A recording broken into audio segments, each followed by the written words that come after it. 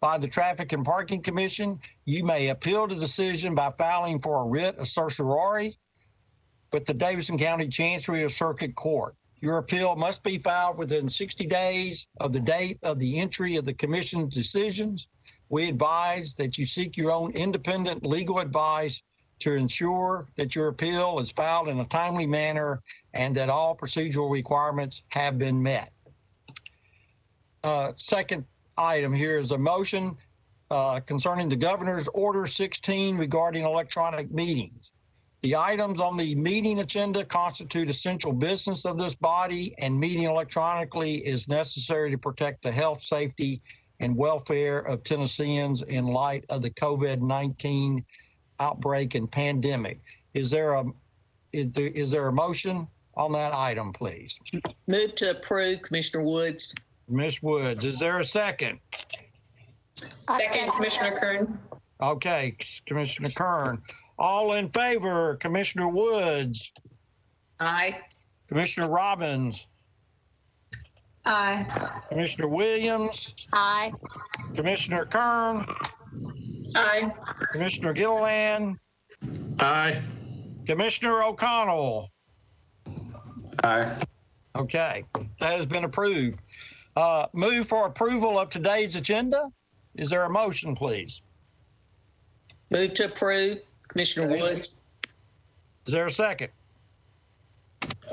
Second, Gilliland. All right. All in favor, Commissioner Woods? Aye. Commissioner Robbins? Aye. Commissioner Williams? Aye. Commissioner Kern? Aye. Commissioner Gilliland? Aye. Commissioner O'Connell? Aye.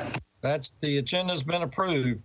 I move for a motion to approve the minutes of the February 8th, 2021 meeting. O'Connell moves approval. Okay. Is there a second? Gilliland second. Okay. All in favor? Commissioner O'Connell? Aye. Commissioner Gilliland? Aye. Commissioner Kern? Aye. Commissioner Williams? Aye. Commissioner Robbins? Aye. And Commissioner Woods? Aye. Okay. All right. Approval of the consent agenda. Note that items on the consent agenda will be voted at a single time. No individual public hearing will be held, nor will the commission debate these items unless a member of the audience or the commission requests they be removed from the consent agenda. Our consent agenda is very short today. There's one item. It is a mandatory referral, a request for the abandonment of right-of-way and easements along an unnumbered alley from 18th Avenue South to alley number 422, alley 458 to be dedicated, and easements to be relocated as shown in the Vanderbilt University residence plat. This has been requested by Vanderbilt University. I will move approval, Mr. Chair. This is Councilmember. Okay, we have a movement for approval. Is there a second? Commissioner Williams, second. Okay, we have a first and a second. All in favor? Just one, before we vote, Mr. Chair, I did want to say, just by way of a brief comment and discussion, Okay. I have discussed and reviewed this with Vanderbilt, which has property both nearby and adjacent to District 19. And I just want to assure commissioners that I'm comfortable with this. And I think they've done due diligence with Councilmember Sledge, and I do encourage the commission to approve this. Okay, well, thank you. I think Mr. Reed from Vanderbilt is on the call. Thank you, Mr. Reed, for your due diligence. We are grateful.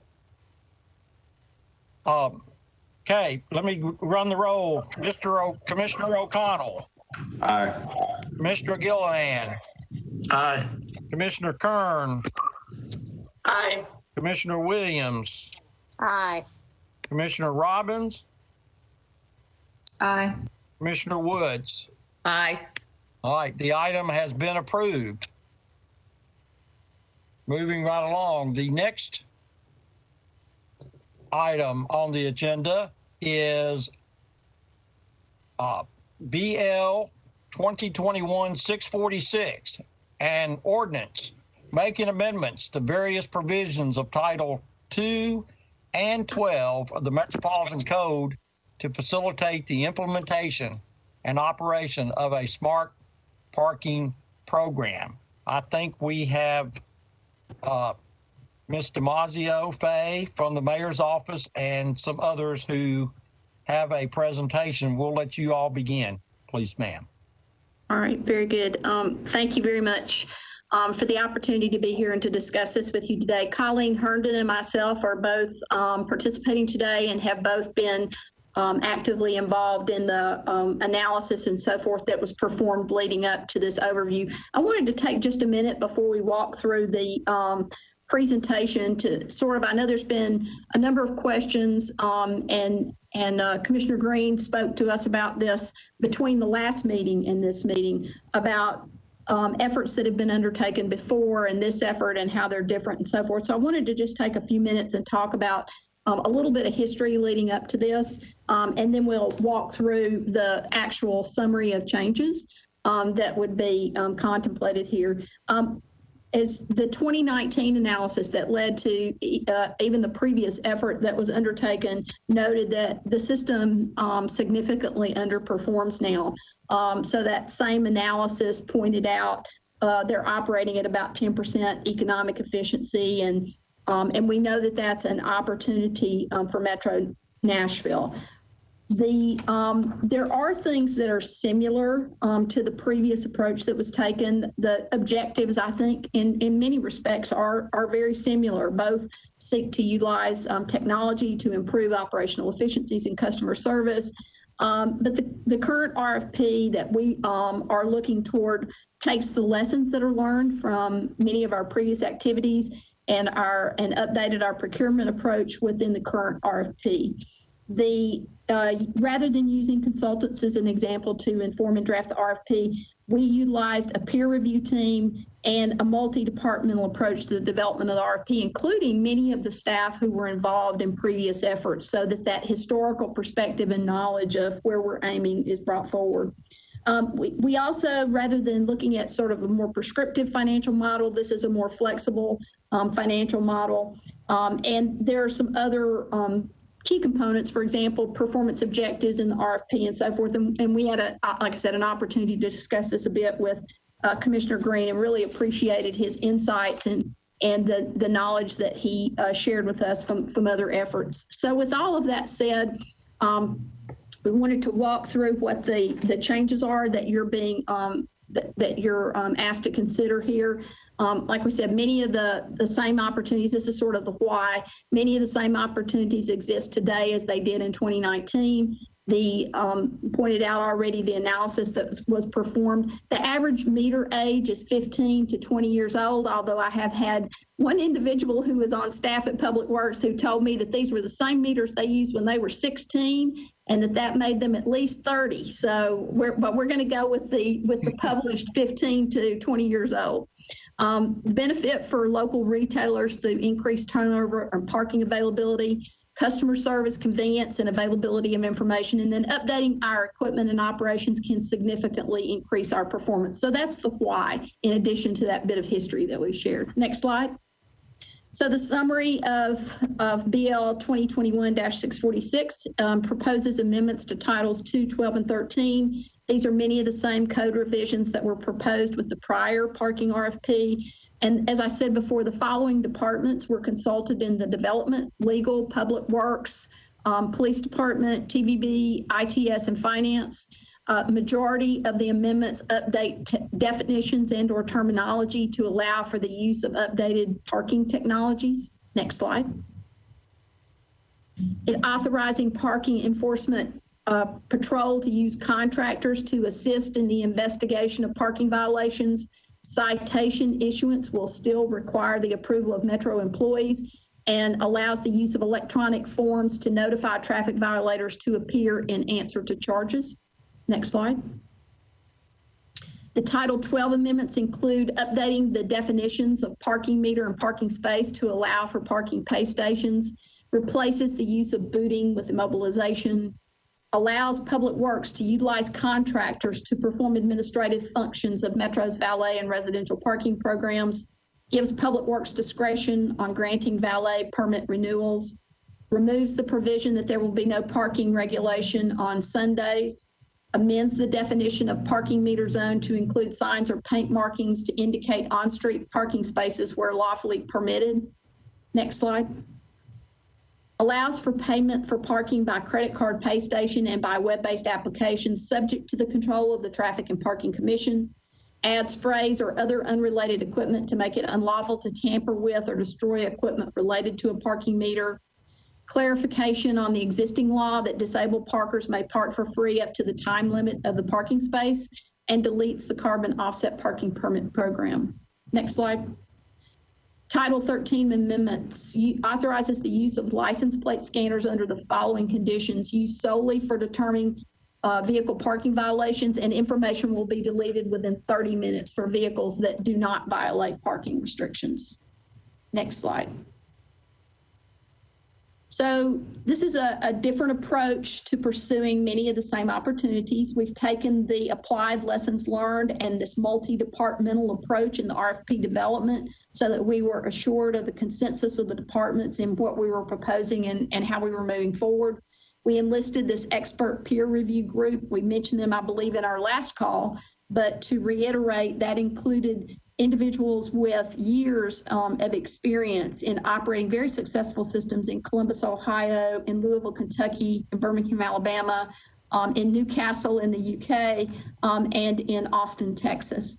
The resulting contract will be performance-based to meet the overall program objectives. It's a multi-round solicitation, but it's built with a lot of flexibility to select a proposal that is in the best interest of Metro, including the appropriate financial value analysis that would obviously be needed. And then requesting approval to proceed with the proposed bill to enable a wider scope of submissions. So I think with that, we're open to any questions that you may have, and I will thankfully call upon Colleen Herndon, who has really been deeply involved in the details of these, to support answering your questions. Thank you very much. Thank you. First of all, let me just do this before we turn over to commissioners.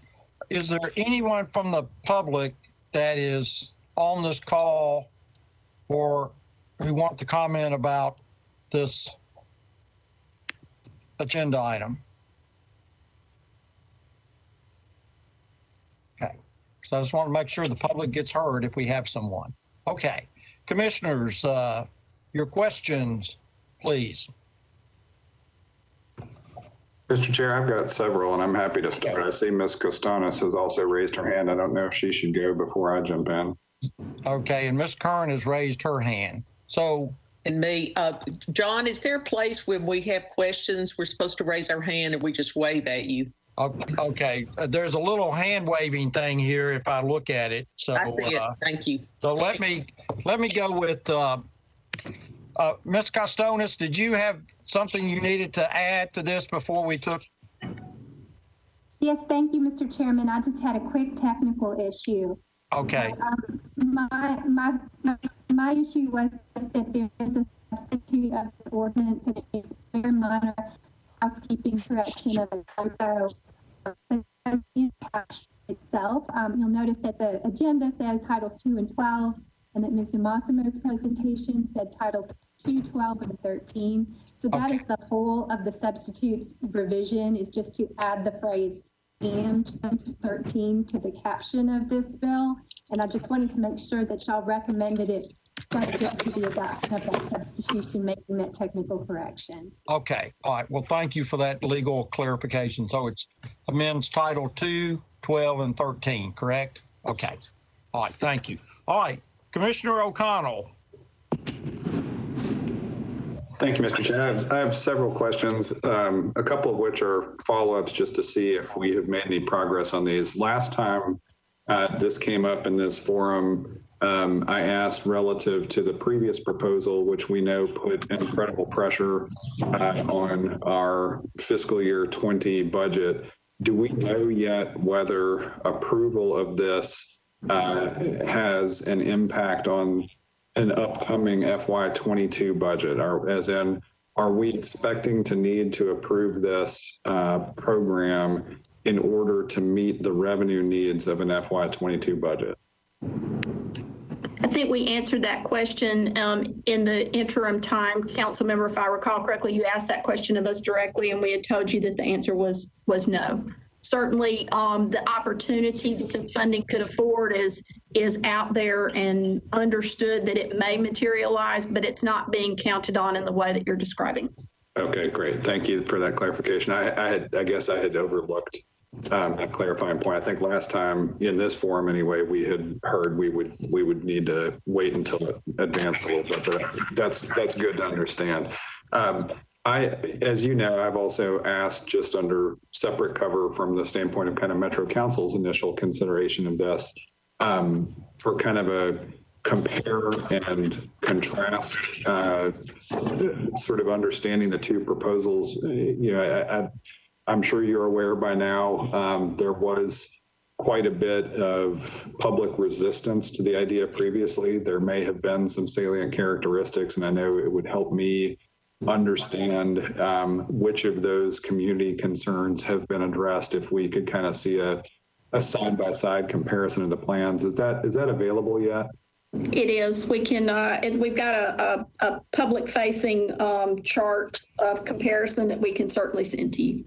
Okay, it's pretty short, and just for purposes of this meeting and clarity for all, I'll walk through those really quickly if you'll indulge me, council member. Is that all right? That would be great. If Mr. Chair, I'd certainly. Yes, I think that would be very helpful, Faye. Yes, sir. Okay, and I'm sorry, I turned my video off only because I was concerned that there was a lot of feedback when Terry was when Ms. Costonis was trying to talk, and sometimes I know that when the video's running, it makes it more unstable. So I just wanted you to know why I cut it off. Okay. So on the parking modernization RFP 2019, the use of consultants to inform and draft the RFP was undertaken. Proposals were requested in round one. In this situation, so let me finish going through this. A prescriptive financial model was employed. There was proposed legislation presented to council after the RFP publication, and the contract was contingent upon certain legislation passing.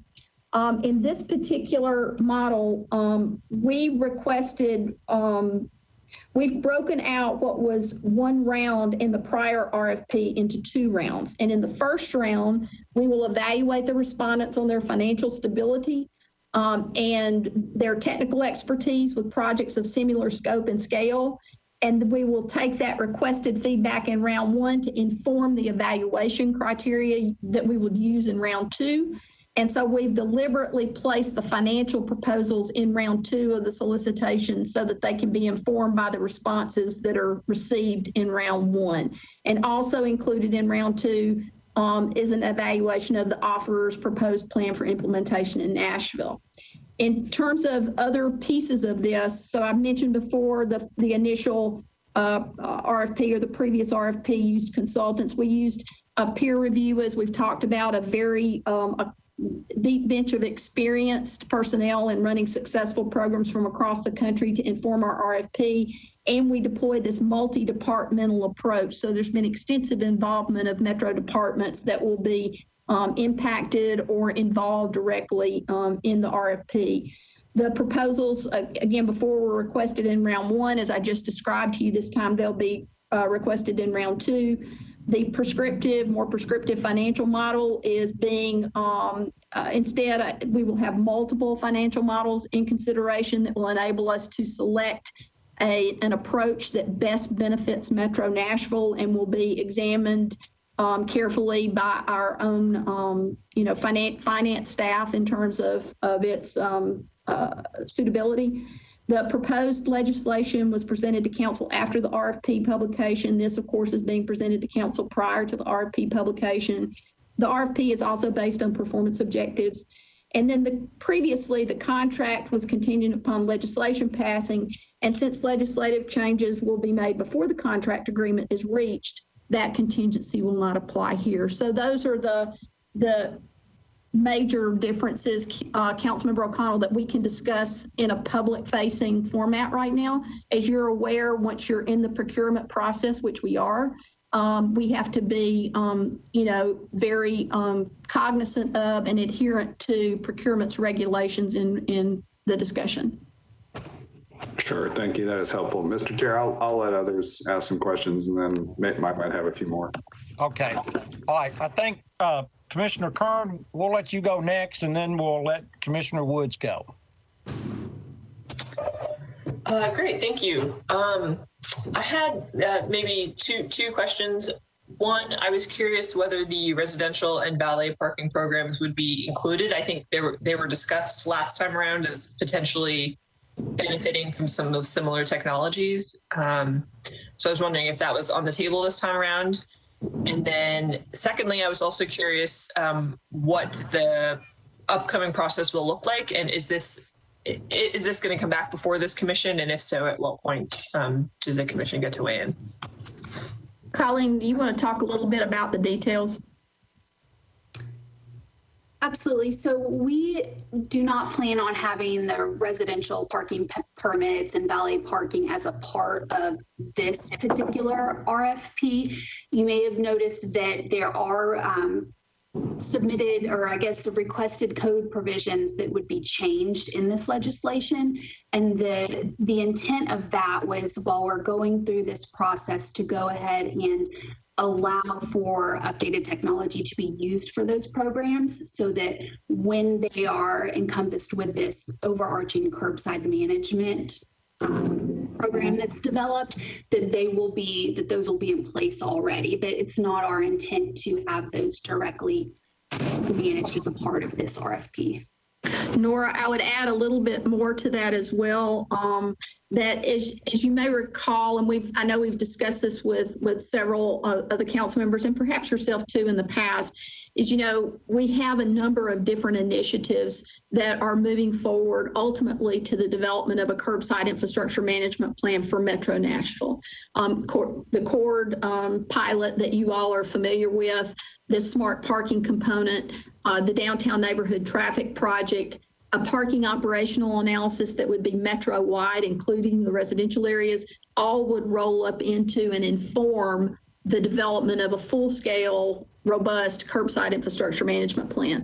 I know we're aware that we've got several council members. I know that Councilmember Cash and Councilmember Allen have talked a bit about the concerns around the residential parking not being included this time, or the non-metered parking not being included this time. And what we want to do is commit to them to work on this part of the parking program and the issues that they see associated in those areas from an enforcement perspective, work with them directly on how we can accomplish better results there for their constituents' concerns now. And then again, ultimately feed all that into the work that's going to be done later, a little later in this full curbside infrastructure management plan rollout that would cover all of those areas.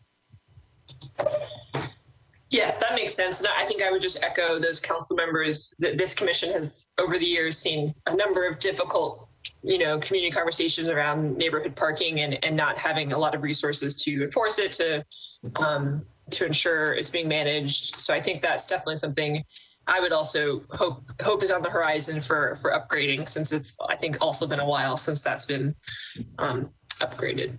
That's an accurate statement. And I think that this program can help us to do a better job there also from an enforcement perspective, even though it's not included under the scope of these services right now. I do think that it can inform, as I said, and help us. And in the meantime, we can work on that as a way of integrating it into the program as it moves forward as well. So thank you for those questions. Okay. Thank you, Commissioner Kern. Let me just interject here as the chair. Faye and other, in the fall of 2019, we held a series of informational meetings about the curbside, residential permit parking, meters, valet. And one of the consistent themes over and over again was the lack of enforcement, which really prohibited those programs from being successful. So just please keep that in mind. All right, Commissioner Woods. Thank you. And thank you, Faye, for your presentation.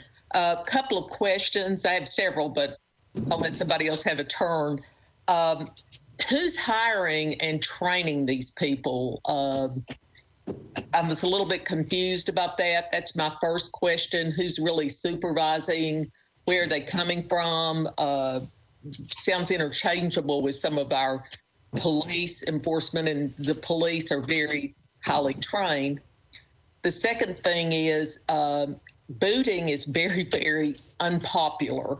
I looked at a story that one of the news stations did about booting. Someone came out, hadn't been parked very long over their time limit and had a boot. They called and said, you'll be taken care of immediately. When they actually got through to someone, they said, we've got 100 boot removals in front of you. So I'm picturing somebody, if we're doing away, with Saturday, Sunday metering, somebody comes out and they've been at a Titans game that's gone into overtime, or some kind of service or a funeral has gone on longer than they thought. And there's a boot on their car. So I'm proposing that we remove the booting element of this contract if at all possible. Thanks, and I'll turn it over. Colleen, do you want to respond to some of that, and then I'll come back in? Absolutely. So in terms of who would be supervising and or training, the intent of this revision is that the program would be managed by Public Works. So they would be responsible for any of the training and overseeing the overall program itself.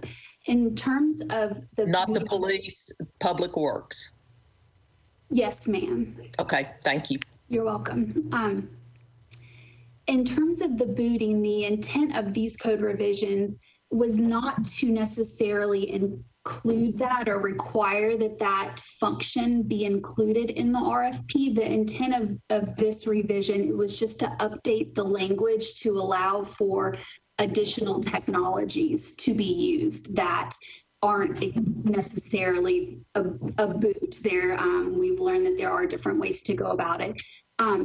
It is not at all the intent to start to increase the volume of booting at all. It's just more to allow for a wider range of solutions to be used in that case. So can booting be taken out as a solution for Metro and the private contractor? So as far as I know, we can, and I'll let legal jump in if I'm incorrect, we can absolutely remove that from the code provision. We have not yet finalized the contract or, presented a draft contract, so that, separately could just be excluded from the contract if that's the desire.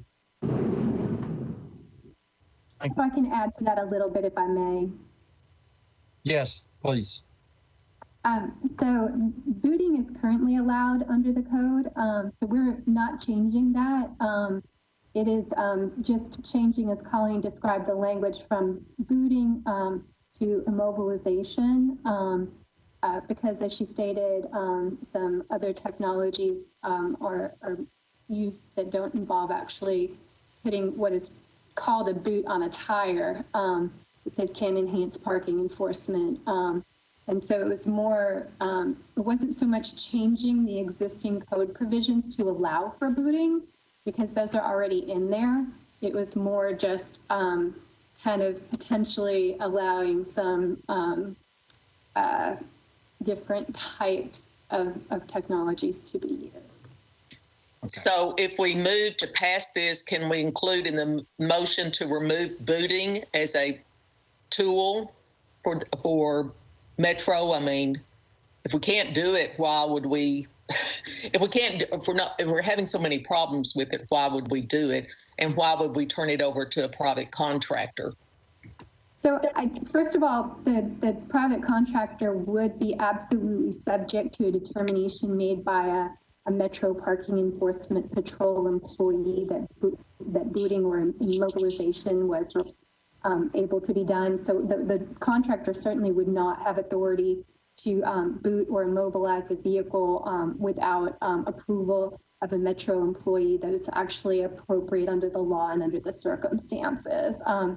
But the I don't know in terms of the policy decision to kind of eliminate the ability to do that from the code. Has not been previously discussed that I'm aware of. And I'm not also aware, although I'll defer to staff of Public Works, that we've had a problem with it in the past, which may simply be because we haven't really been taking advantage of it in the past. Well, someone's had a problem if you Google and look at the the news in it. And I don't want to put anything else on Public Works, as hard as they work for this. But if it's private companies that are doing it in lots that they own, that's one thing. But rather than subject our Public Works to what would be coming down the road from Metro does this, not be pretty. Right. Can we go? Commissioner Gilliland had some questions. Thank you. I think the issues that have come up with the booting have been on the private parking lots. Now, for us locally, Metro, what I think what the expectation is would be that those vehicles, not just that have been over the time limit, but one of the problems we have now, where we have people that'll park downtown, they'll park illegally over and over and over again. They'll have 20 unpaid parking tickets. And I think it's the intent that those are the type vehicles you're putting a boot on so that you could actually finally have a way of getting people to pay their outstanding parking tickets.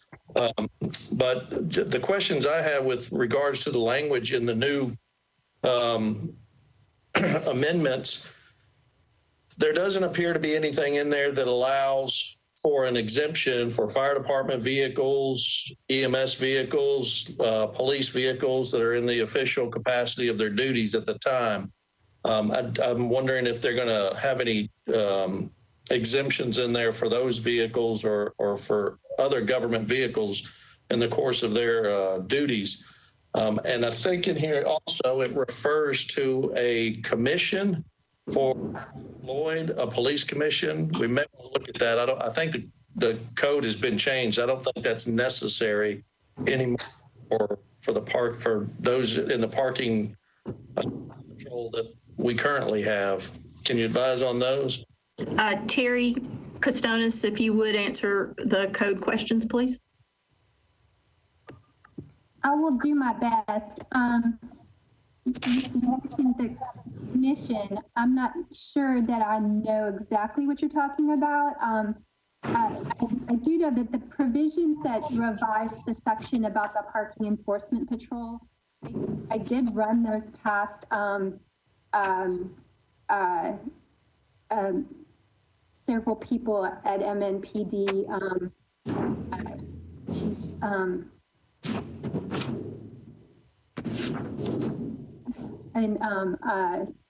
And Gilder and Mike Hager, I think. They did make comments, and we incorporated those, and we ran it past Traffic Violations Bureau as well. So we tried to kind of make sure that we took all of their feedback in and got it right. I think that what you may be referring to may be the original language, but we did, we wanted to stick with that as much as we possibly could. Like, again, much of what you see is not something that wasn't already in the code. It was already in the code. We're just kind of tweaking it to make it more consistent with both current practices and with the ability to modernize, both in terms of meter technology and in terms of enforcement, in terms of the possibility of using contractors to expand our enforcement capabilities. We want to do that completely in compliance with state law and other provisions of the Metro Code. So I would have to probably do some research and get back to you. I suspect there's probably something elsewhere, either in the Metro Code or state law, that refers to the ability of emergency vehicles to part without being ticketed. So I would have to separately research that and get back to you because I don't know that reference off the top of my head. Okay. I would expect such an exemption exists though, wouldn't it, Terry? I mean, that would seem to make sense to me that for public safety use and so government vehicle use to in a moment that kind of an exemption would exist. That makes sense to me, but I would have to double check. Okay. Are there other questions? I think we've gone through the commissioners. Any other questions? Mr. Chair, I do have another round. Okay, yes, ask away, please. Sure. And you hinted at this. Mr. Massimo, I know last time we were considering this, there was a belated but significant community outreach process, specifically in the areas where the impact would have been greatest. I know that urban residents, the Nashville Downtown Partnership, some other similar organizations were engaged. Has there been any kind of systematic community outreach regarding this program? We have had extensive dialogue around the intents of the program with the Downtown Partnership and intend as it moves forward to have additional, given that it has a very definitive area of impact and it's not broad scale at this point, as we've mentioned and described earlier. We do intend to have additional public outreach as the program were to move forward. And once we are informed by the RFP in terms of what those various models are, is that we've allowed the flexibility for, that we would be bringing that forward for additional public involvement. But we have had extensive engagement from the Downtown Partnership on the front end. Great, thank you. Then kind of thinking about, you had some discussion of the why of this program. So I've heard that 5 or 6 years ago, before I took office, Public Works actually took receipt of hundreds of modern parking meters, but returned them as an intent to do a private modernization process got underway. I guess I'm trying to understand where the private part of this modernization proposal kicks in and what the public benefit we expect to receive from it is that would not be realized merely by making the public investment and having Metro manage it. Where do we actually get the benefit of doing this with a private vendor rather than just having Metro make the investment and Metro manage it? I think the specifics of that, council member, will be revealed through the RFP process itself. But I will tell you that the two areas where there is ample opportunity for benefit to accrue back to us are both in the equipment side of this and what model we ultimately end up choosing based upon the RFP process, as well as in the operations and management piece of it and what model we end up choosing through that. Again, this RFP is intended to inform us and offer us the opportunity to evaluate those things for Metro's ultimate benefit without being prescriptive on the front end, but letting ourselves be informed and the market offer best solutions. And so that would be the answer to that question.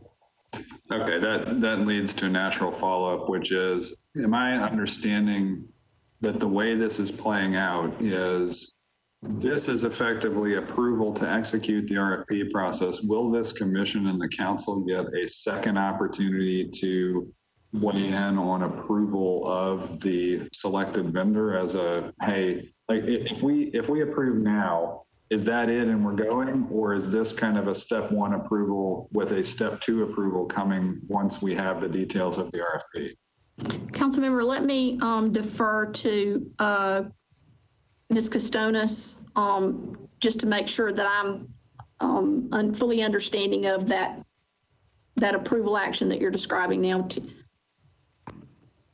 So all we're asking of the commission right now is for approval for BL 2021-646. So basically it's just a mandatory referral of the legislation.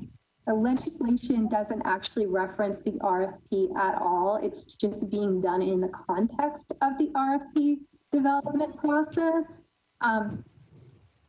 Since you were around, council member, you remember the previous effort by the administration, and that was kind of done in the opposite way. Like at that one, when the agreement was awarded and negotiated, it was presented to council for approval at the same time as some amendments to the code were proposed that would facilitate that agreement. This time we are asking for approval for the amendments to the code that will facilitate parking modernization and expanded enforcement prior to the RFP even being issued. So it's kind of and it's only that first step, the legislation, changing the code, that you all are being asked to make a recommendation on right now. Right. I guess what I'm asking is then when the process of intent to award plays out, will either or both of this commission and the council get an opportunity to weigh in on the structure of that agreement as a contract, et cetera?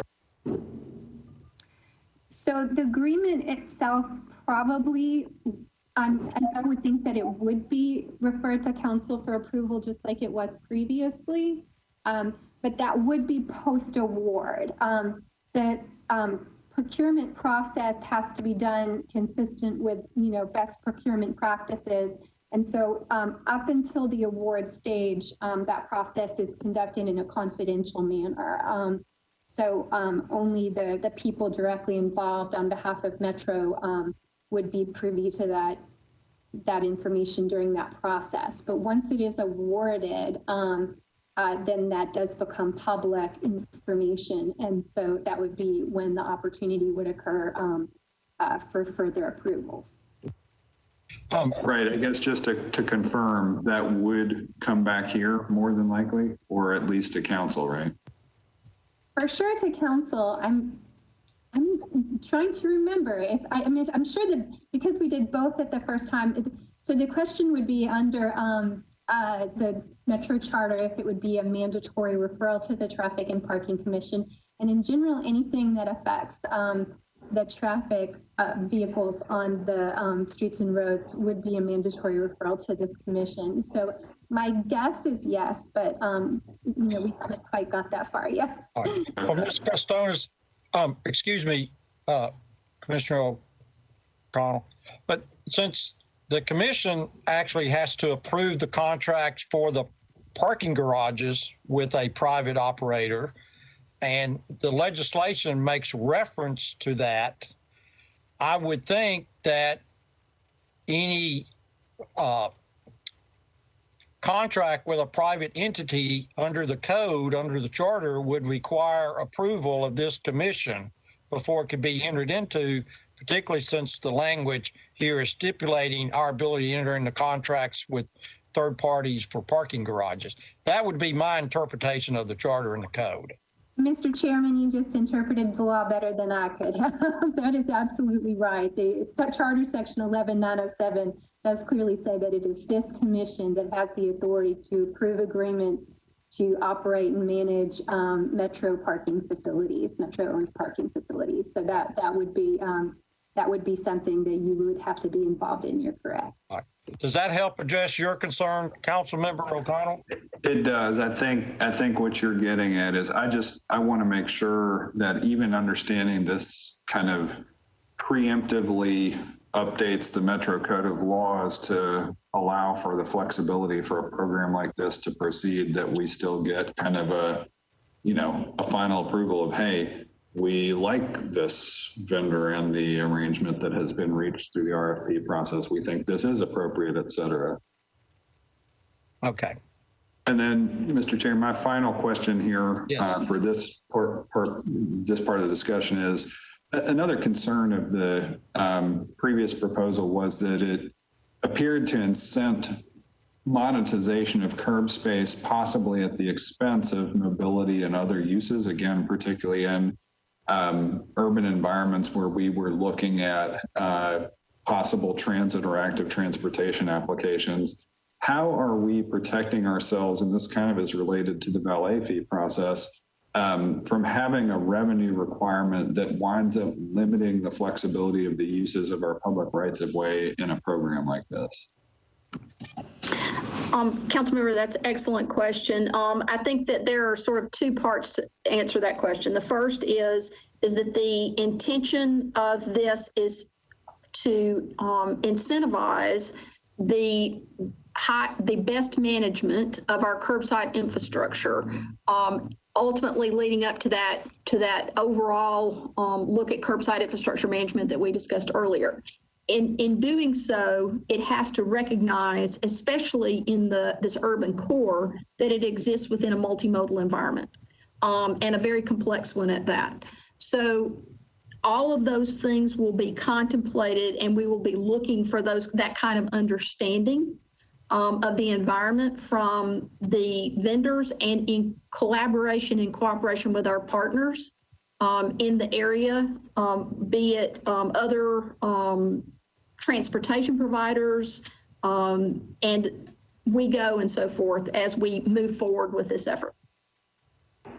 Great. Thank you, Mr. Chair, for allowing that many questions. I guess I will say for my part, going through this discussion, I don't necessarily object to an update to the Metro Code of Laws to allow for this to proceed. I still feel like prior to any award, however, I'm not fundamentally persuaded that we are not better off continuing to strategically pursue a public modernization approach. So I guess I'm eager to be shown more details about how a private vendor would offer significantly more public benefit. I guess I would rate the, a flexible component to the laws governing this domain of issues as mostly harmless, but I still have a ways to go to be persuaded that the overall approach is better than if we just, installed more modern meters, worked through the traffic and parking enforcement division and kind of did this ourselves. So, I guess that part of the future remains to be seen.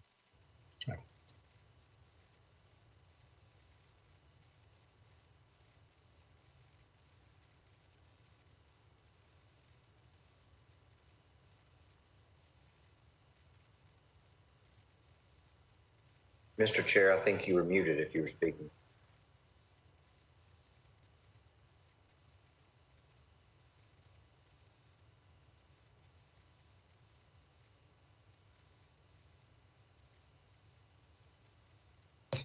The Traffic and Parking Commission.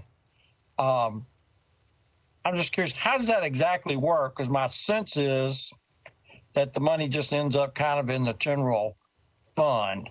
And, based on reading of literature, cities that have done this well when they modernize have attempted to, I'll use the term, plow the money back into the section of the communities affected to improve the overall curbside effect in those communities.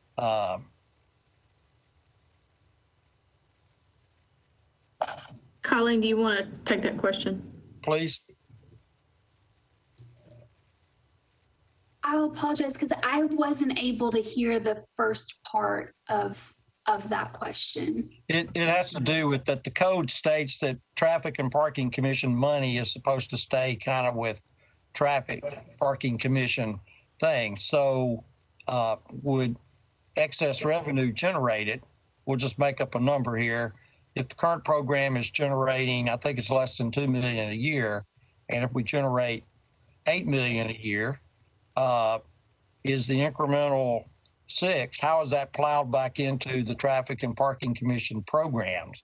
Or does it, no, we may be getting into legal questions about charter, et cetera, but are there visions or ideas about how incremental revenue could be reinvested back into traffic and parking commission programs? Because this legislation mentions that specifically. Terry, as a matter of code, you may want to take that question up instead of Colleen. Sure, I can address the charter provision that I think the chair is referring to, and he's absolutely right. Once again, the charter does require that the on-street meter parking revenues be used exclusively for traffic and parking improvements within the metro government area. So we would not be changing that charter provision, and so that requirement would continue to apply to all revenues generated from traffic and parking improvements. However, and this is probably more of a factual question, so I will defer to Faye and Colleen and maybe to the Department of Finance, but or Public Works staff. But I believe that there are many projects that fall within the general category of traffic and parking improvements, and so there would not be a short, we would not be shorthanded on numbers of projects that we could apply those funds towards. I think that's absolutely correct, Terry.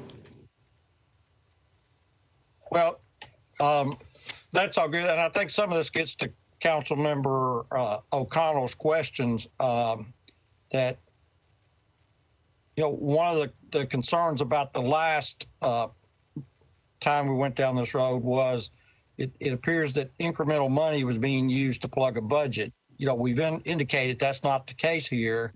You know, I'll just say personally, my goal and objective is that we really do try to take the money, incremental money, and plow it back into improvements into the curbside.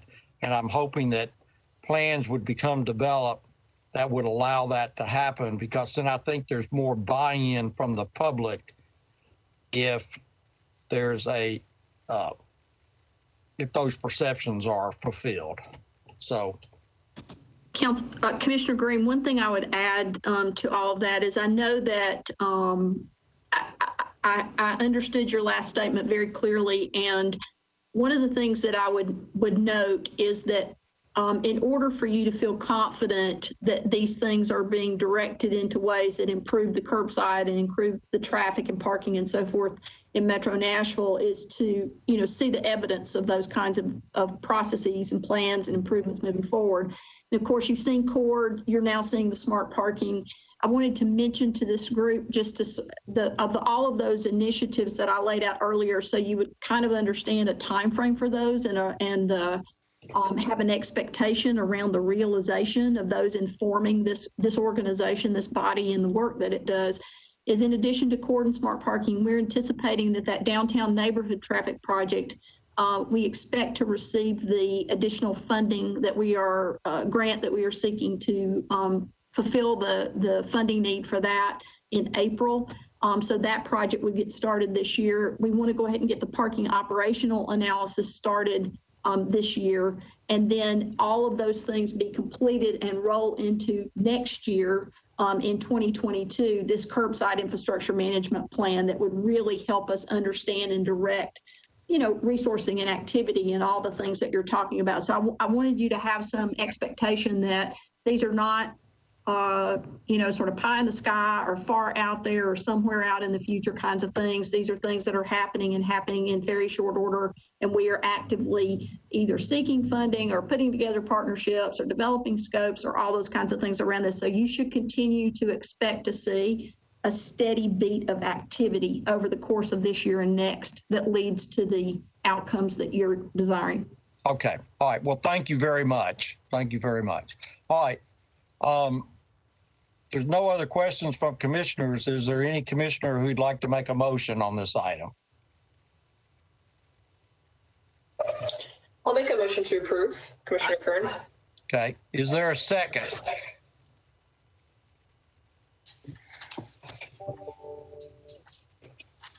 We have a motion to approve. Is there a second? John, I had my hand up, I thought.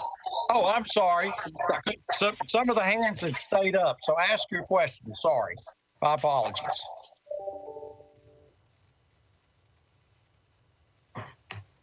Commissioner Woods, you've gone mute here. Do we need to have a discussion or, I mean, a motion's been made. I don't want to, We have a motion. We do not have a second yet. May I okay. be recognized, Mr. Chair?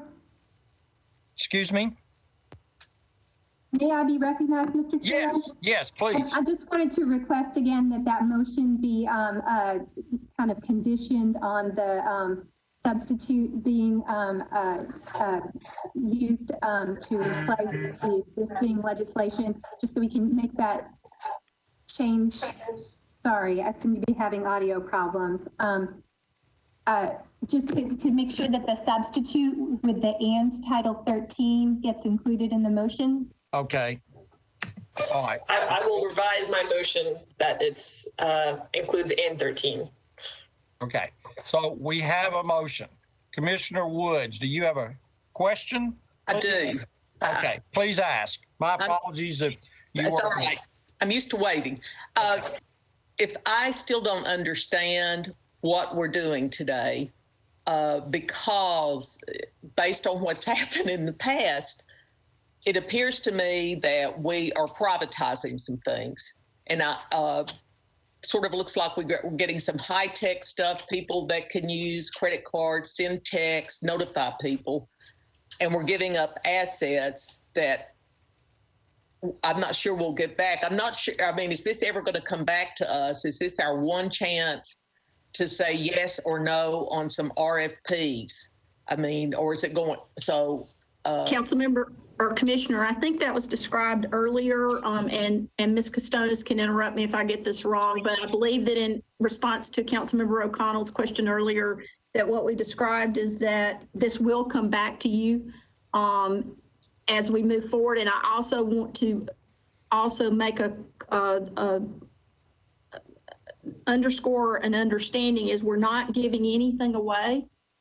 And what we're doing is we are permitting for us to be able to consider certain things so that the flexibility that is built into this RFP, all of the options for flexibility can be considered, but whatever ultimately we conclude might be the best arrangement will come back before, as I understood it earlier, before this group and council, which we knew it would come back before council as a part of the contract approval. Is that right, Ms. Costonis? Yeah. I think by charter, Ms. Woods, Commissioner Woods, is any agreement would have to be approved by this commission, just like we do with the downtown partnership operation of the parking garages. But, and again, Commissioner, we are not giving anything away. We retain ownership, policy control, and all that of all of the assets. And we were very specific in that regard on this RFP.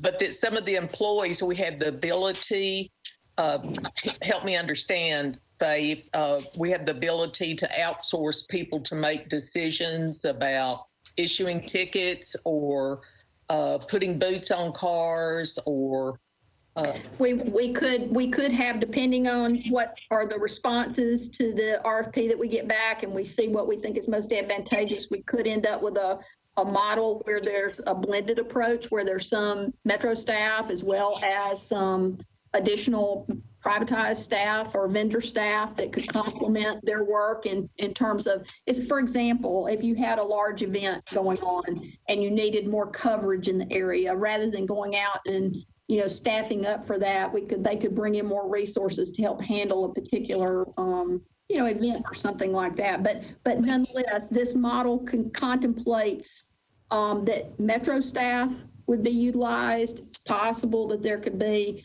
additional staff from the vendor utilized and so forth. And then we won't know what's most advantageous to Metro until the RFP responses come in and we have the opportunity to evaluate.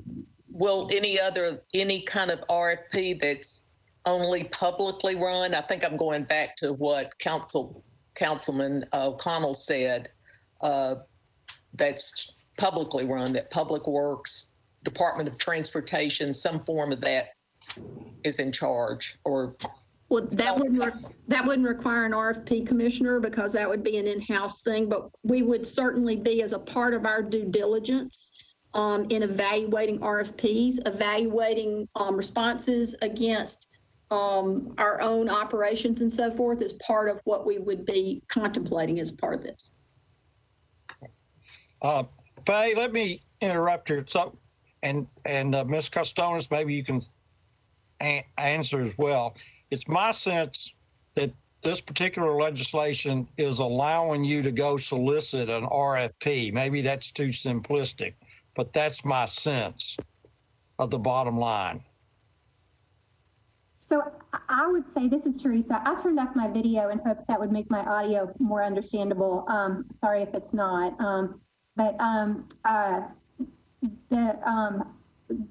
This legislation does not actually say anything about the RFP. It only makes changes to various different traffic and parking related provisions of the code in ways that would potentially facilitate a modernization of our on-street meter parking system and enforcement efforts related to that. So it is not addressing the RFP. It's just creating an environment where we'll hopefully get better responses to the RFP.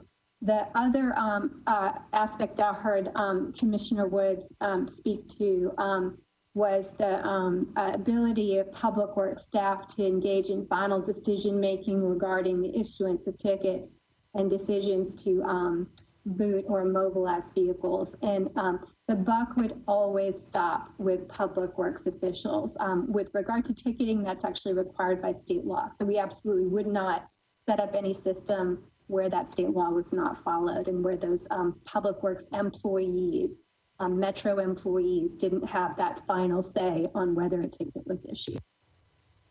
Okay. Does that address your concerns? Last question. What exactly does the motion say then? Just last question. Okay. Ms. Kern, I think your motion, if I understood correctly, is an ordinance making amendments to various provisions of Title 2, 12, and 13 to facilitate implementation of a smart parking program. And it's all laid out in the legislation.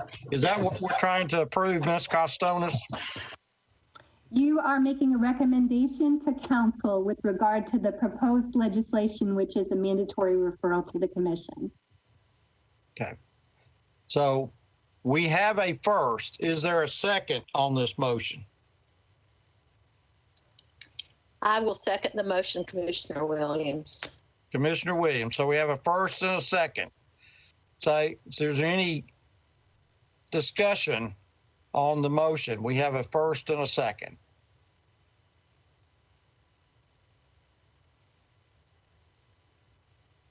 Okay. If there's no further discussion, I'll call for the yays and nays. Okay. Commissioner Woods. Abstain. Okay. Commissioner Robbins. Aye. Okay. Commissioner Williams. Aye. Okay. Commissioner Kern. Aye. Commissioner Gilliland. Aye. Commissioner O'Connell. Aye. Okay. That's 1, 2, 3. That's 5 votes. The motion has passed. Thank you, everyone. Thank you for the education. I'm learning. Yes. Okay. And there'll be more learning to do. Commissioners, we appreciate your consideration and time today so very much. Thank you. Thank you. All right. The next item, adoption of proposed valet fee policy, Jeff Hammond, Metro Public Works. This is an item that we had considered several months ago that we made a motion to defer until March. Mr. Hammonds, can you give us some feedback based since our last meeting when we discussed this? You've had a public hearing and you've had some other input, please. I can. Thank you, Mr. Chair, and thank you, commissioners. If you're not tired of hearing about parking yet, I'll supply a little bit more. We'll try to keep it brief and let you get straight to questions, because we have brought this to you on a couple occasions before. The latest, as you indicated, was in December, where it was the commission's desire to have us go out to the public, talk about that in a public forum. Unfortunately, given the circumstances on 2nd Avenue and the tragedy that was, it did get pushed to a little bit later. So we didn't have that until February the 17th, a couple of weeks ago. But we did have that, and I got some feedback there that evening. But I would summarize the input that we received on that night as very similar to what we heard when we brought this to you in December.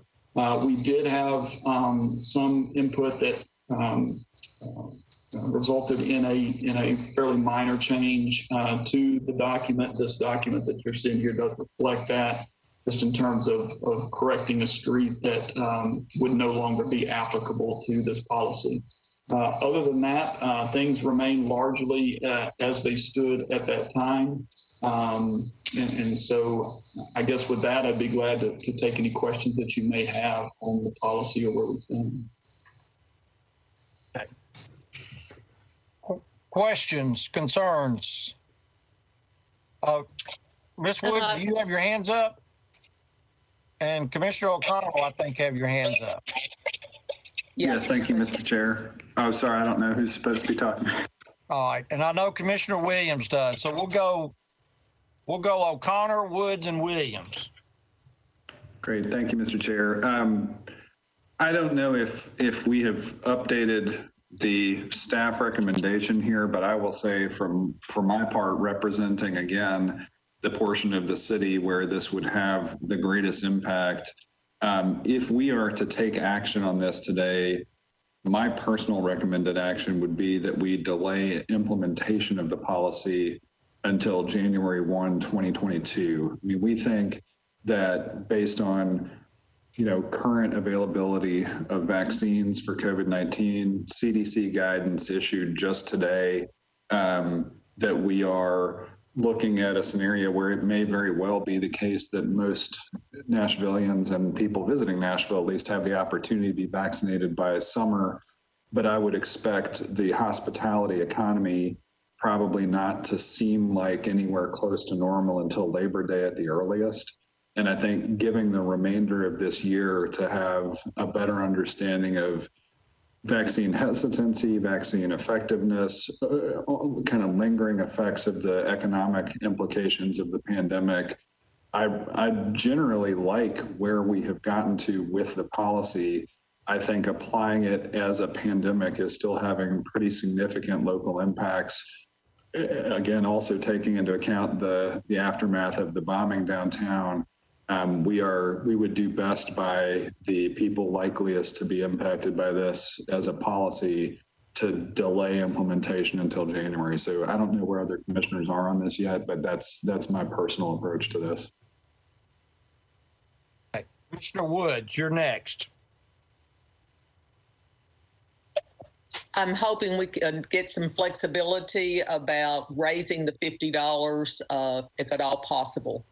Maybe next year, like Councilman O'Connell said. All right. Commissioner Williams. I agree with Council Member O'Connell, and he stated it very well.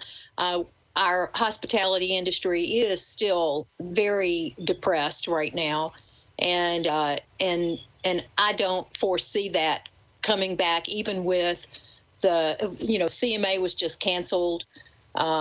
And even with the NASCAR activities that are supposed to be taking place downtown in August, I just don't see where we're going to have a big increase in hotel, motel, in lodging, in restaurant activity to the point that we would see January 2020 activity. So I agree that we do need to put this off until January. I do also want to thank Mr. Hammond for his significant work on putting this policy together and studying this. He has dedicated a great deal of time to this, and I thank him for that. I would also like to see us, when we come back with maybe looking at some revisions to this proposed policy, to maybe have a ramp up for this for those that will be impacted most significantly on a 24/7 basis, because those that have multiple parking spaces and operate around the clock will certainly be impacted significantly. And so by having a ramp up policy, maybe 1 year it's this, the next year that, the next year it goes up to this, and also possibly a cap on what the maximum amount would be, then those things can be considered for this policy. And I would like to see us perhaps add someone directly from the restaurant or lodging industry into this group to have direct input into the creation of this valet fee policy. Okay. Thank you very much. So is there any other questions, comments? Are there any people on the call who want to make a comment? Okay. So would anyone care to entertain a motion about this?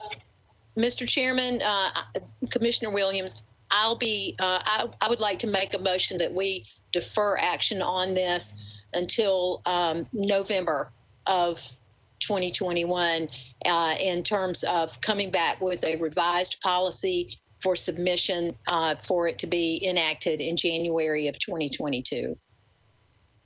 Okay. Second.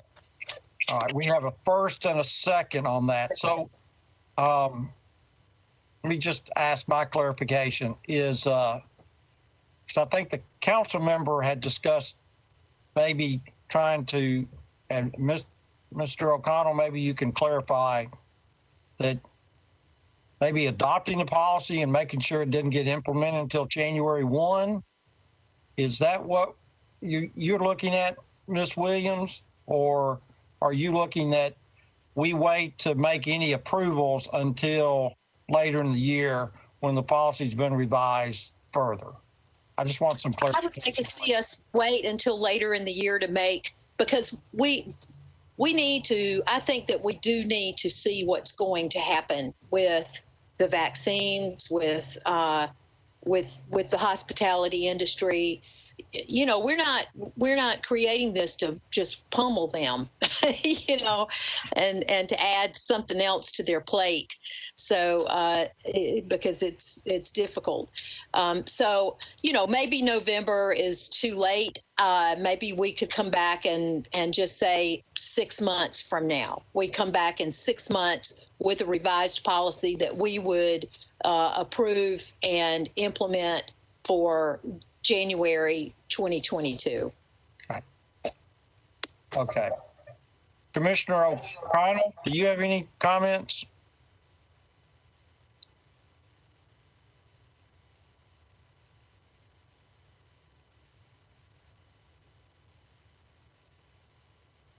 All right, Commissioner Kern.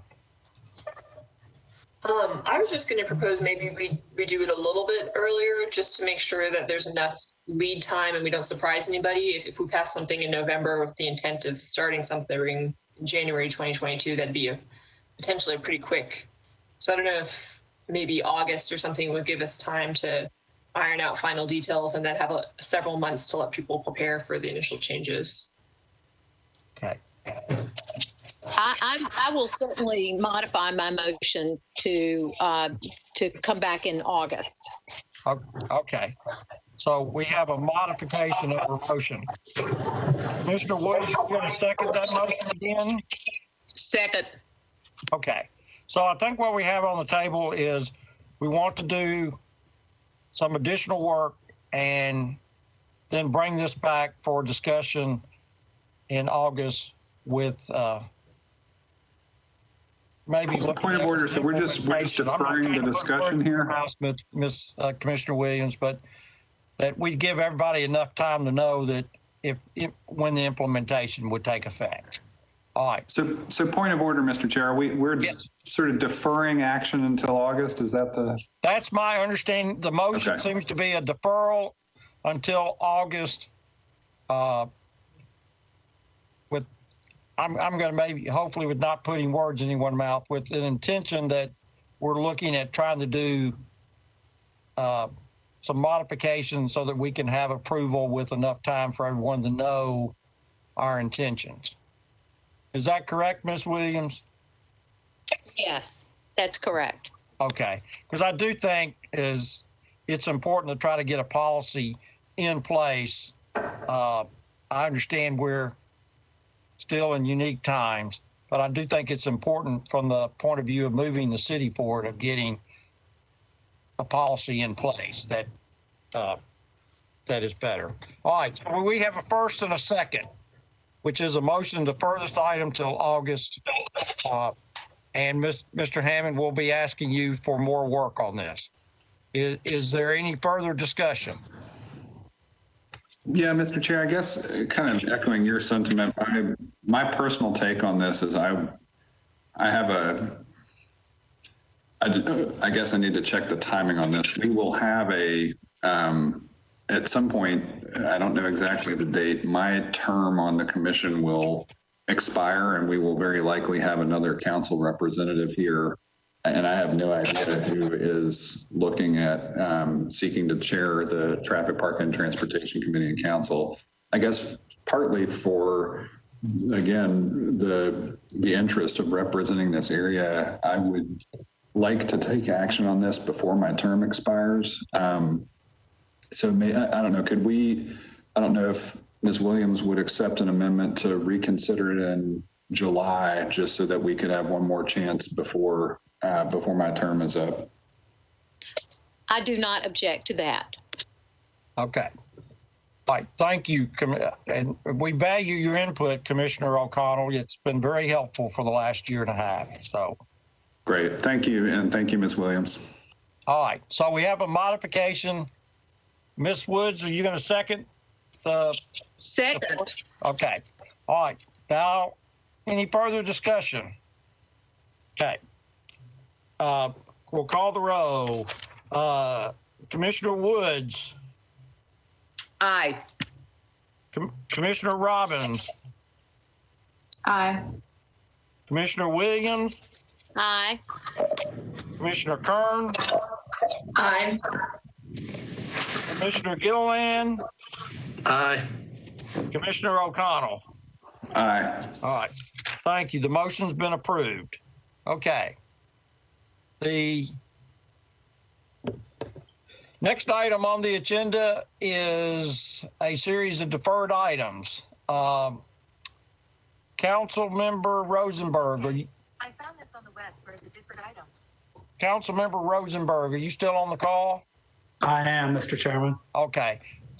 Since you're still on the call, and I think one of our deferred items is yours, you've been waiting patiently.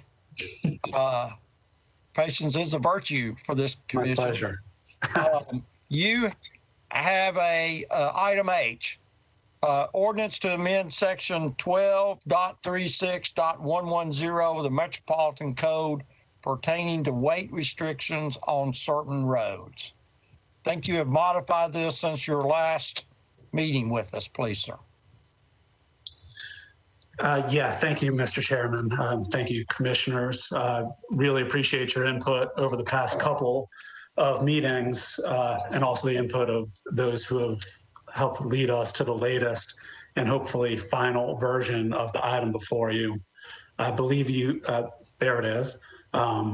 That's the amended version. It was drafted by Council Attorney John Cooper and seeks to address issues related to business access, emergency use, and enforcement. Firstly, with regard to enforcement, the legislation is contemplated to be citizen it's contemplated that the enforcement will be citizen initiated, so that as a citizen would provide evidence to Public Works, and Public Works could issue a citation or warning. It's important to note that with the narrow crafting of the legislation, it's going after what's in effect a repeat and egregious offender. So it'd be easily identifiable, and that's why this method of enforcement is feasible. Now, regarding the goals of the legislation, we're seeking to limit through truck traffic and unintended excess local truck traffic. So while there's a piece of this that's related to road condition, like the piece of Poplar Creek that fell apart near its intersection with McCrory Lane, this is primarily an effort to protect the public peace and safety. The idea is to limit growth of truck traffic beyond what we typically see today and do it in a way that doesn't adversely impact existing businesses or affect emergency use. Those are both issues that the Commission helpfully brought forward in the past. It's also tailored to address other concerns and, again, address the repeat and egregious use of these specific routes, which has been an issue in the past and is likely to come up again. Looking at the screen there, I note one error in the legislation before you, and that's at the end of subsection 1, the phrase "or business" should be stricken. While we're looking at it, I'll briefly discuss the purpose of each of these subsections, starting with that subsection 1, which guarantees that deliveries can get to residences on or dependent on each of these routes. So 3 miles is the maximum distance needed to accomplish this, and 18 trips provides for 3 trips per day, 6 days a week. So those would be exempt from the restriction. Subsection 2 guarantees that businesses on or adjacent to these routes can receive their materials and merchandise that's necessary to their businesses on a commercial piece of property. Subsection 3 guarantees any site with a building permit can receive its materials and products. Subsection 4 guarantees that any site with a grading permit can receive or deliver materials, excepting agricultural sites that are not participating in a residential or commercial development. I'd note here that there aren't any legitimate large-scale agricultural operations along these routes that would be impacted. And lastly, subsection 5 guarantees traffic routed off I-40 would have access to the routes. That final underlined clause notes that Public Works shall have the authority to issue citations for violations of the subsection. So again, this would be by citizen complaint in the same way a codes complaint is filed and would not require Public Works or any department to monitor activity. So with that, thank you again for all your time and assistance getting this right. And I look forward to your discussion and ask for your support. Okay. Thank you, Council Member. Thank you. Any questions from commissioners?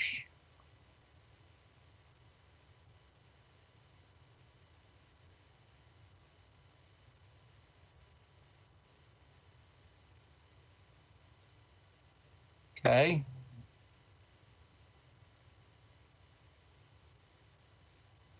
All right. No questions, no comments. Ms. Costonis, have you reviewed this legislation? Yes, Mr. Chairman. I just had the opportunity to review the amendments to it today, though. And is all compliant with it? I guess that would be the term I would use. So I did have some questions, and council member has already addressed a number of them. One of my questions was with regard to a federal regulation in the Code of Federal Regulations that has been kind of adversely interpreted against this commission in the past. With regard to the 51st Avenue truck restriction, many of you may remember. So I did take a look at that in this context and inquired about whether it would be applicable here. That does have several different provisions that I just kind of wanted to kind of rule out from a factual perspective. It's 23 CFR section 658.19. I'll read the three sections that I think were what was discussed in the context of the 51st Avenue truck restriction. It says, A, no state may enact or enforce any law denying reasonable access to vehicles with dimensions authorized by the Surface Transportation Act between the national network, that's the interstate highway system, and terminals and facilities for food, fuel, repairs, and rest.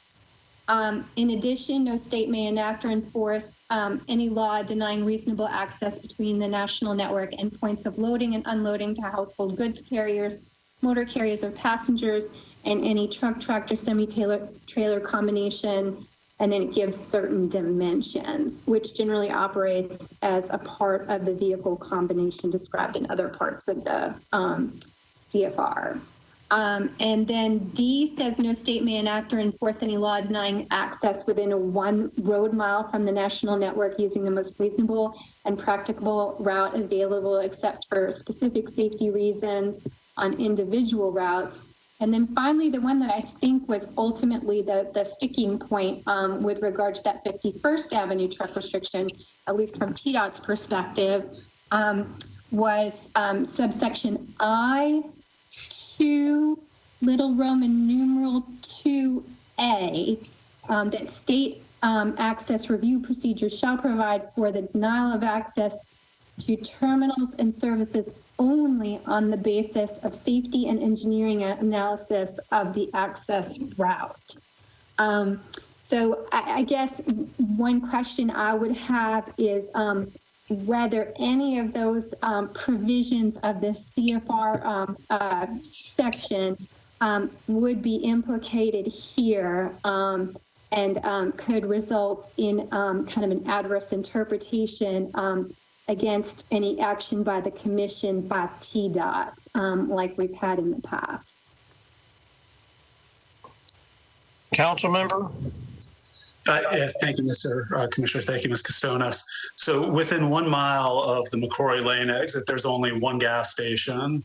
It's a twice daily. It does not support truck traffic. And in fact, at the off-ramp, signs have been put up that indicate that there are no services and that the only trucks that should be getting off are for local deliveries.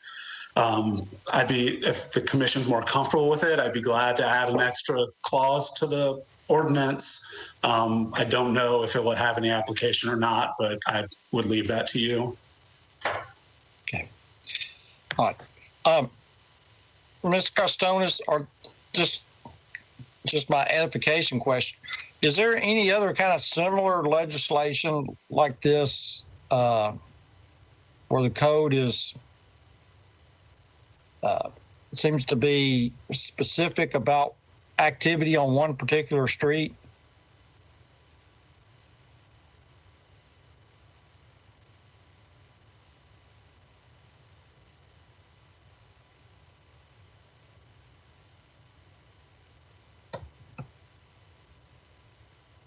Ms. Costonas?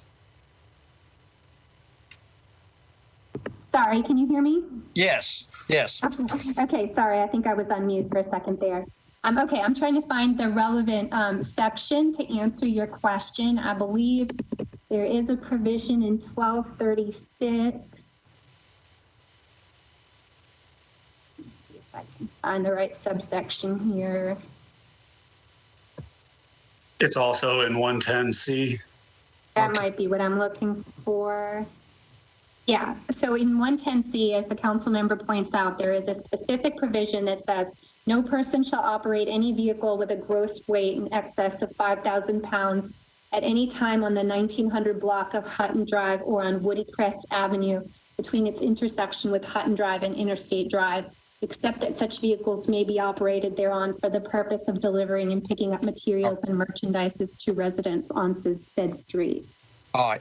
Thank you for that clarification because Councilmember Rosenberg, I've been on the commission 10 years and this is my first memory of a piece of legislation like this as street specific as this. So I just want to make sure we're not setting a precedent. Okay. Commissioners, any other comments? Is there a motion?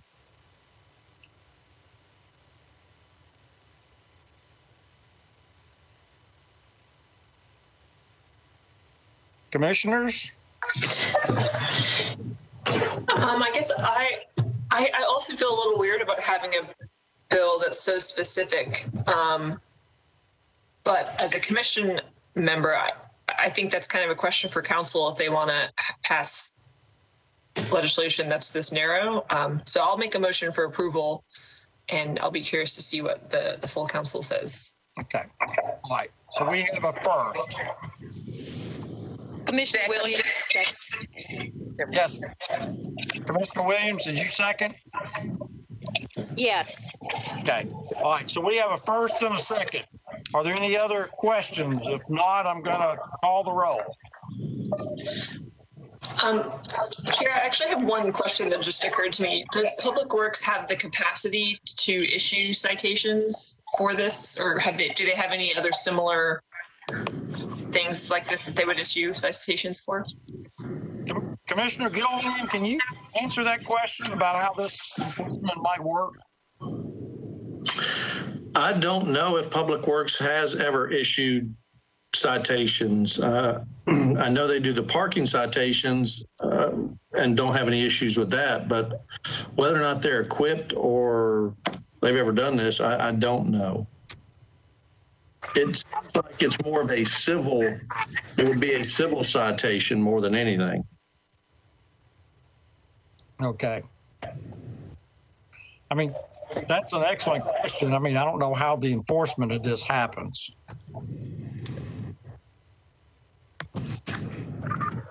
So I'll try to help us out here. Okay.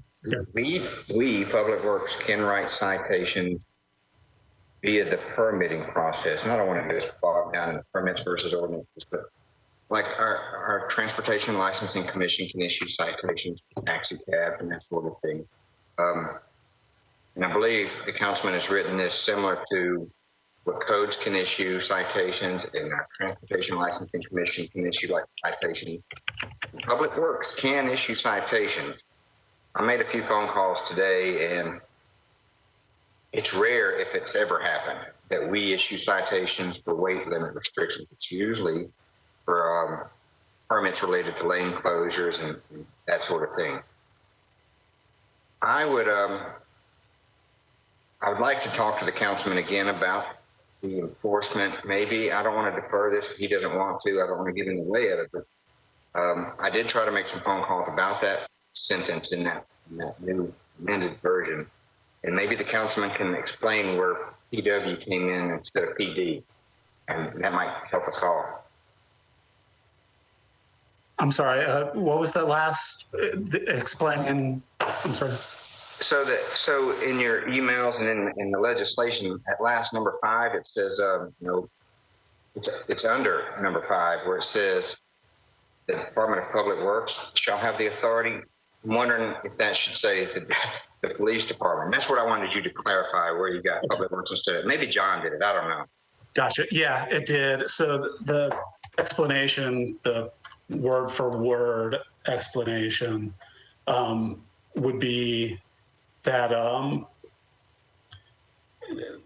proof of the violation we presented to Public Works as the basis for the citation, and the neighbors would have to testify in court the same way codes violations are handled. So again, this would not be Public Works observes a truck on the road and they try to issue them a citation, which is typically why you would have in that sort of situation, you would have the police doing the enforcement because they're identifying a violation and then acting to enforce it. This would be the very rare case of where a resident has observed and documented this egregious overuse, high traffic situation turns in the documentation, and then Public Works has the opportunity as it sees fit to act on it. My expectation is that this will happen once in the next 5 to 10 years, especially with this in place, where somebody who's looking to engage in this activity can be educated in it and then prevent the type of violation. So I'm not certain that Public Works needing to actually enforce is going to come into play. But again, the idea is that this is narrowly crafted to identify some specific types of activity where you know where it's happening, versus trying to, having to conduct an investigation to figure out or something like that, or conduct some sort of criminal enforcement like you would see out of the police department.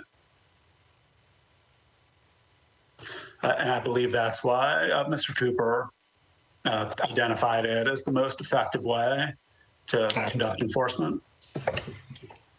All right. Any other comments or questions? Okay. I'm going to call the roll. Commissioner O'Connell. Aye. Commissioner Gilliland. Aye. Commissioner Kern. Aye. Commissioner Williams. Aye. Commissioner Robbins. Aye. Commissioner Woods. Aye. Aye. All right. Well, council member, your deferral has passed our commission. Thank you for your work. Thank you so much for your time and consideration. I appreciate it. All right. Thank you. Thank you. All right. The next item on the agenda is, Chip, if I'm correct, item A, Councilmember Withers has asked for an indefinite deferral. Is that correct? Yes, sir. Okay. Can I have a motion for an indefinite deferral of item A? Williams, so moved. So moved. Ms. Williams, the second. Second, Commissioner Woods. Wood. All right, I got to call the roll. Commissioner Woods. Aye. Commissioner Robbins. Aye. Commissioner Williams. Aye. Commissioner Kern. Aye. Commissioner Gilliland. Aye. Commissioner O'Connell. Aye. Okay. Item B, authorize the valet zone at 500 Broadway, requested by Premier Parking. Councilmember O'Connell, this is in your district. Thank you, Mr. Chair. I think for me, in this case, as we have been doing, I just want to make sure that I'm clear that if we go forward here with this, with a permanent valet stand, that if and when we apply the valet policy, that at that next renewal of that application, that the policy would apply. I guess I'd ask Ms. Costanas just to confirm that.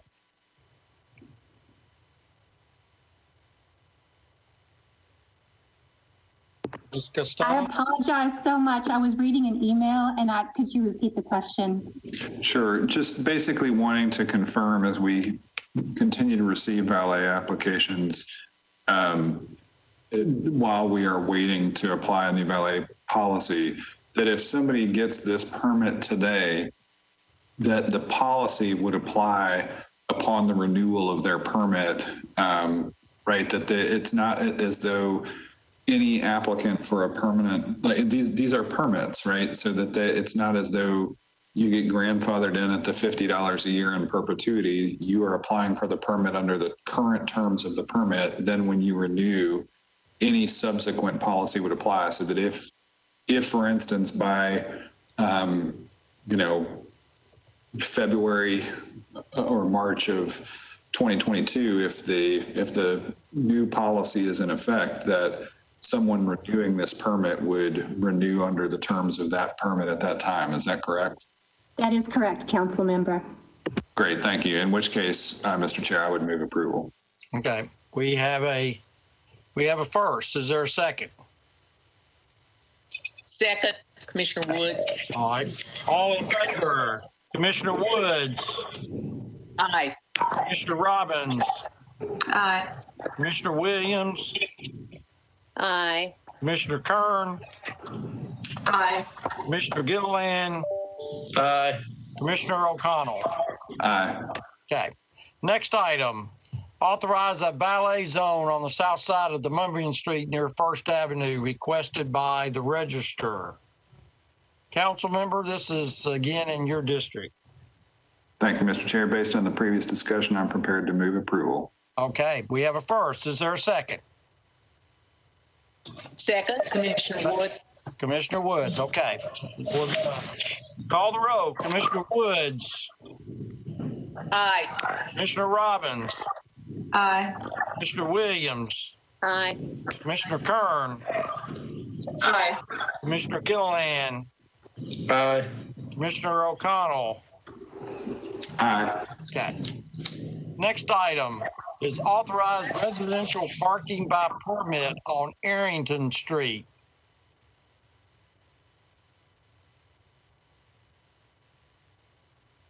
I don't think Councilmember Parker is with us, but Ms. Marshall, has this been met the 75% criteria? Can you hear me? Yes. Thank you. Yes, they have met all the requirements for residential permit parking, and the staff is recommending approval. Okay. Is there a motion to approve? Move to approve, Commissioner Woods. All right. Is there a second? Second, Commissioner Kern. Okay. We'll call the roll. Commissioner O'Connell. Hang on, Mr. Chair. I hate to stop the vote. Yeah. Councilmember Parker says he is here. He was not able to unmute. I think he's here as an attendee. Okay. All right. Councilmember Parker, my apologies.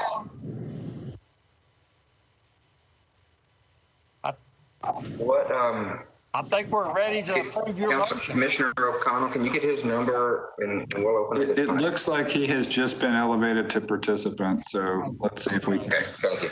Thank you. Can y'all hear me now? Yes. There we go. Councilmember, my apologies. That's quite all right. I'm sorry to interrupt the vote. I'm in support of this. I don't have any real further comment. I think we've discussed it, and I appreciate Ms. Marshall's work and the neighbors for getting the appropriate signatures. So I'm in support of this, and thank y'all. Thank you, council member. Okay. And thank you for your work on the Valet Commission meetings as well, for your work with that. Yes, thank you, Chair. Okay. Happy to. All right. We'll call the roll. Commissioner Woods. Aye. Commissioner Robbins. Aye. Commissioner Williams. Aye. Commissioner Kern. Aye. Commissioner Gilliland. Aye. Commissioner O'Connell. Aye. Okay, that item has been approved. We have another deferral, which is the valet zone on Children's Way for 1601 21st Avenue South, requested by Parking Management Company. I think this is for a new restaurant in a building owned by Vanderbilt.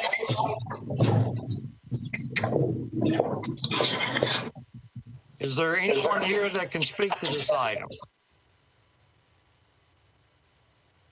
Okay, this is Diane. Once again, they submitted the application for the valet. Their parking meters here, originally their zone was supposed to be during particular hours, but now they've requested it to be 24/7, and they will be utilizing 3 parking meter spaces.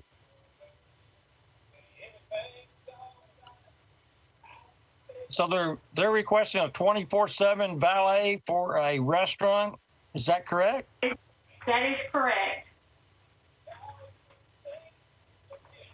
Do they intend, this is Commissioner Williams, do they intend to operate that restaurant 24/7?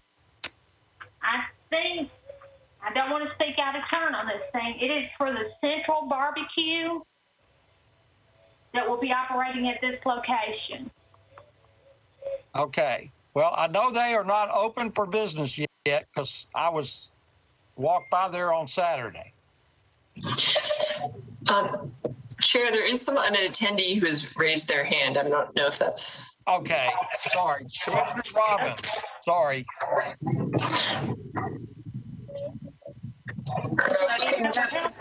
hand was up for another question that's already been, that was 2 questions ago. Okay, thank you. Mr. Chair, I see JT Manor who's raised their hand. Okay. All right, there we go. JT Manor. Yes, thank you. Oh, yes, they're supposed to get their certificate of occupancy at the end of this month. They're looking to open the first or second week of April. The valet lane is not needed 24 hours a day. I was thinking more on the 11 a.m. to midnight schedule, so 11 a.m. to 12 a.m. would be what we desire 7 days a week.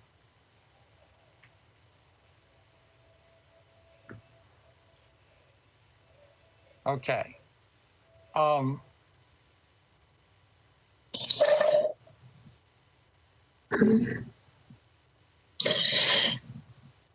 Mr. Chair, I feel like we should treat this one the same as the others, kind of a pass, so to speak, for the year, and then with the intent of having an updated policy sometime later in the year.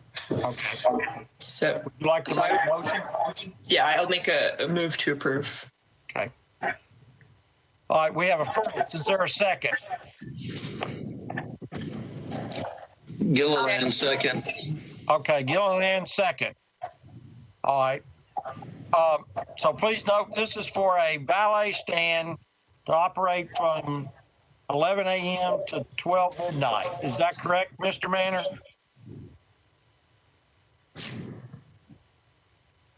I think you can hear me.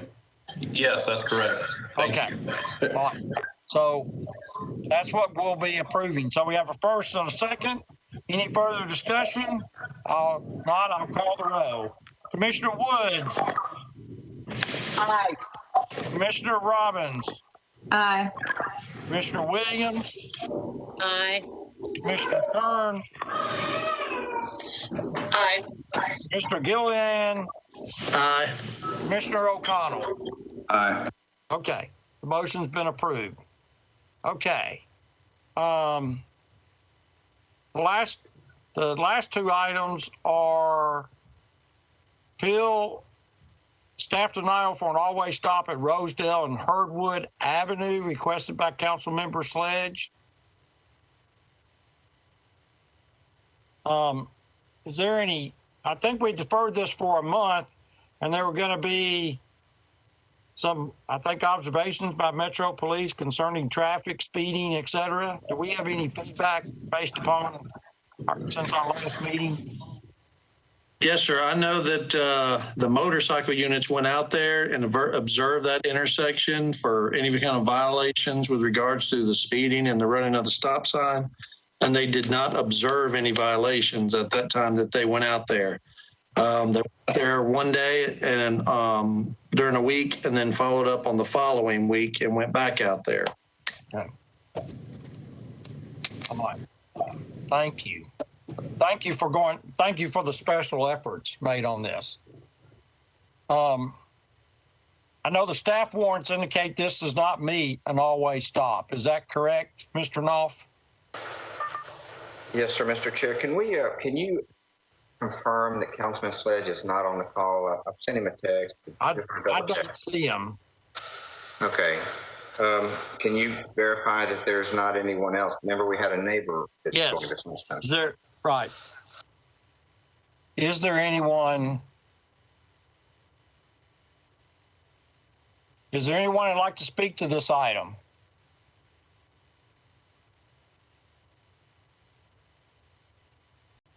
Without the presence of the councilman, and I'll do whatever the commission votes to do, but without the councilman being present, I'm requesting a 1 month deferral on items F and G, but I'd like to see if anyone is here for G as well. Is there anyone here about item G, which is staff denial for the installation of a handicap parking space at 1010 Fate Avenue? Okay. All right. Is there a motion to defer item F and G? Move to defer, Commissioner Woods. Okay. Item G. Okay, we have a motion to approve. Is there a second? Gilliland. Okay, we have a second. All right, I'm going to call the roll. Commissioner O'Connell. Excuse me. Yeah. Sorry. Mr. Chairman, was that to defer or approve? That's to defer. Yeah. Okay, thank you. Defer these since the council member is not here. My vote is to defer. Okay. All right. The motion is to defer. Vote. Commissioner O'Connell is to vote to defer. Commissioner Gilliland.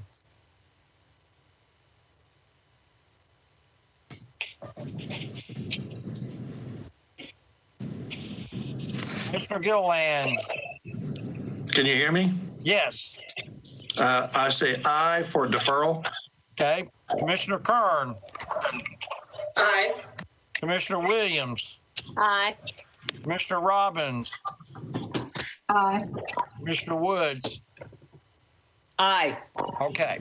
I think we got through our agenda.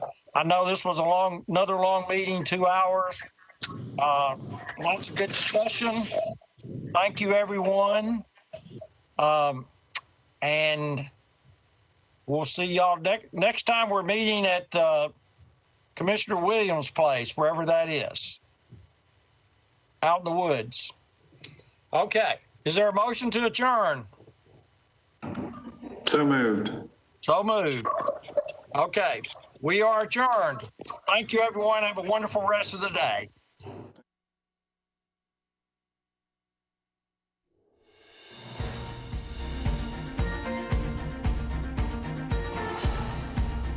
This has been a service of the Metro Nashville Network.